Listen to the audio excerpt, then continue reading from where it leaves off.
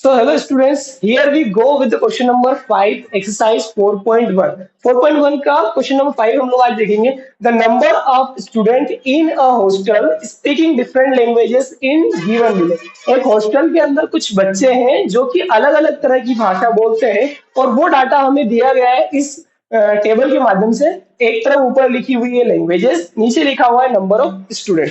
तो हम इसको समझते हैं. हिंदी यहाँ पे जो बोलने वाले स्पीक करने वाले बच्चे हैं वो 40 हैं, इंग्लिश 12 है, मराठी 9 बच्चे बोलते हैं, तमिल 7 बच्चे हैं, बंगाली 4 बच्चे और टोटल मिलाकर 72 स्टूडेंट्स हैं. अब हमें क्या करना है, display the data in pie chart. हमें केवल ये करना है कि ये जितना भी डाटा इन्होंने दिया है इसको पाई चार्ट के अंदर डिस्प्ले करना है, यानी कि हम सीधा सा कहें तो पाई चार्ट बनाना है. देखिए सॉल्यूशन हमें यहाँ पे स्टार्ट करना है और सॉल्यूशन में हम सबसे पहले क्या करेंगे, क्या करना होगा, सबसे पहले तो इन सब जितनी भी लैंग्वेजेस है इनका सेंट्रल एंगल निकालना होगा. तो एक एक का हम सेंट्रल एंगल निकाल लेंगे, क्योंकि अगर हमें सेंट्रल एंगल पता होगा तो हम पाई चार्ट आसानी से बना सकते हैं. Central angle of Hindi, Hindi का हम सेंट्रल एंगल निकाल लेते हैं. सेंट्रल एंगल कैसे निकालते हैं, जो टोटल नंबर ऑफ स्टूडेंट दिया है उसे हमें नीचे लिखना है, ठीक है. और उसमें से जिस सब्जेक्ट का निकाल रहे हैं, जैसे हम हिंदी का निकाल रहे हैं, तो कितने बच्चे हैं, 40 स्टूडेंट्स. तो ये 40 स्टूडेंट्स हमें ऊपर लिखना है और इसके साथ मल्टीप्लाई कर देना है 360 डिग्री का. अब देखिए इसको हम कैंसल आउट कर लेते हैं. ये 36 से कट जाएगा 2 टाइम, ये 36 से कट जाएगा कितने टाइम, 10 टाइम, है ना. अब 2 से वापस कट जाएगा, 2 1 जा 2, 2 5 जा 10. तो यहाँ से हम एक चीज निकाल सकते हैं भाई, अगर 72 से भी डायरेक्टली इसको काटेंगे तो ये कट जाएगा 5 टाइम. अगली बार के लिए हमें ध्यान रखना है 40 का हम 5 में जब मल्टीप्लाई करेंगे तो 4 5 जा 20 और एक जीरो है तो एक जीरो लगा देंगे. यानी कि हिंदी सब्जेक्ट का हमें सेंट्रल एंगल कितना मिला, 200 डिग्री मिला. अगला जो सब्जेक्ट है हमारा वो कौन सा है, इंग्लिश. तो हम सेंट्रल एंगल निकाल लेंगे इंग्लिश का. सेंट्रल एंगल ऑफ इंग्लिश कितना हो जाएगा, कितने बच्चे बोलते हैं, तो 12 स्टूडेंट्स. टोटल स्टूडेंट कितने हैं, 72. मल्टीप्लाई कितने से करना होगा, 360 डिग्री से. कितना आ जाएगा, 72 1 जा 72, 72 5 जा 360. 12 का 5 में मल्टीप्लाई कर लेंगे, 12 5 जा 60 डिग्री.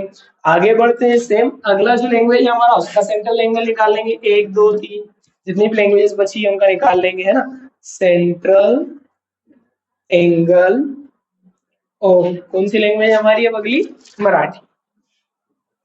मराठी का निकाल लेते हैं. कितना हो जाएगा, टोटल स्टूडेंट 72 है, उसमें से कितने स्टूडेंट्स हैं, 9 स्टूडेंट्स जो कि मराठी बोलते हैं. मल्टीप्लाई करना है हमें 360 डिग्री से, वो हमेशा सेम रहेगा. 72 1 जा 72, 360 में 72 से हम डिवाइड देंगे वही 5 टाइम जाएगा, 9 5 जा 45. तो मराठी का सेंट्रल एंगल हम लोगों का आया 45 डिग्री. सेम इसी पैटर्न में अगले जो दो बची हुई लैंग्वेजेस उनका भी निकाल लेना. तो मैं फटाफट से निकाल लेता हूँ. Central angle of Tamil, Tamil का सेंट्रल एंगल निकाल लेते हैं भैया. 72 टोटल स्टूडेंट्स तमिल बोलने वाले उसमें से 7 स्टूडेंट्स हैं, मल्टीप्लाई करना है 360 डिग्री से. इज इक्वल 72 1 72, ये 5 टाइम में कट गया, 7 5 जा 35 डिग्री. आगे बढ़ते हैं. अगला हमारा सेंट्रल एंगल ऑफ कौन सा सब्जेक्ट बचा हुआ है, बंगाली बचा हुआ है. बंगाली कितने लोग बोलते हैं, बंगाली का भी सेम पैटर्न है.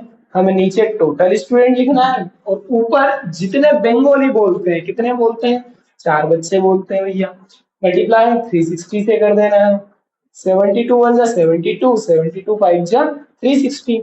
4 और 5 का मल्टीप्लाई कर लीजिए, कितना आ जाएगा 20 डिग्री.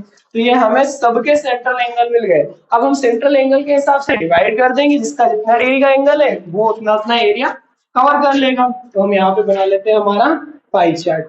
मेरे पास नीचे जगह नहीं है, आप अपनी कॉपी में नीचे बना लेना, ठीक है. अब आपको यहाँ पे ध्यान रखना है कि आप बीच से बनाए, ठीक है. मैं डायरेक्टली बना रहा हूँ. देखिए अगर हम ये सेंटर लें तो एक सीधी लाइन यहाँ से अगर खींचे तो 180 डिग्री का बन जाता है, 180 डिग्री का लीनियर पेयर बन जाता है. हम क्या करेंगे, उस लाइन को और थोड़ा सा 20 डिग्री टर्न अराउंड कर देंगे, ताकि वो जो बन रहा है एंगल वो कितने डिग्री का बन जाए, 200 डिग्री का. और वो कौन सा सब्जेक्ट कवर कर ले, हमारा हिंदी. तो ये हिंदी कवर कर लिया. अगला क्या है, इंग्लिश. इंग्लिश के लिए कितना चाहिए हमको, 60 डिग्री. तो देखिए अगर हम यहाँ से एक सेंटर में नीचे लाइन खींचेंगे तो ये हो गया 90 डिग्री। अब इसमें से मैं ये कर देता हूँ, ये मैंने, आपको डी का उपयोग कर लेना। डी से कैसे एंगल बनाते हैं वो आपको आता होगा, नहीं आता तो मैं एक वीडियो के लिए अलग से शूट कर दूंगा, है ना। 60 डिग्री। अब यहाँ पे कौन सा सब्जेक्ट आ जाएगा हमारा, इंग्लिश। बचा हुआ जो पार्ट है ये 30 बचा है, क्योंकि टोटल यहाँ से यहाँ तक 90 था, और हमें अगला जो है देखना है वो कितने डिग्री का है, 45 डिग्री का। तो 45 डिग्री का मैं लगभग मान लेता हूँ, तो यहाँ पे 45 डिग्री हो जाता है। डी से जब हम करेंगे तो बिल्कुल एग्जैक्ट आएगा। ये हमारी कौन सी लैंग्वेज है, मराठी। अगली हमारी कौन सी लैंग्वेज हुई है, central angle of Tamil. Tamil का कितना है, 35 डिग्री। तो इसमें देखिए जो बचा हुआ है ना, ये इधर का हो गया मान लो 35, और इधर का जो है ये हो गया 20 डिग्री। 35 डिग्री जो है वो हमारा कौन सी लैंग्वेज है, तमिल। तो यहाँ पे हम लिख देते हैं तमिल, और यहाँ पे कौन सी आ जाएगी, बंगाल।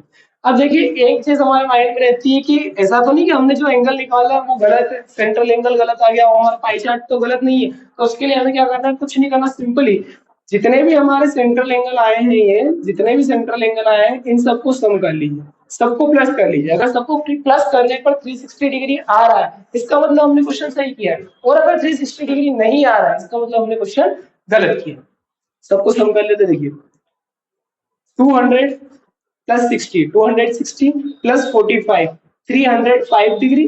305 डिग्री और 35 डिग्री ये हो जाएगा 340, 340 और 20 कितना हो जाएगा, 360। मतलब अगर हम सारे एंगल को सम करें तो 360 डिग्री हमारा आ रहा है, और अगर 360 डिग्री आ रहा है इसका मतलब हमने ये पाई चार्ट बिल्कुल सही बनाया है। अब आपको क्या करना है, यहाँ पे डी का उपयोग करना है, और डी से बिल्कुल एग्जैक्ट एंगल बनाकर ड्रॉ करना है, तो आपका क्वेश्चन पूरा सही होगा।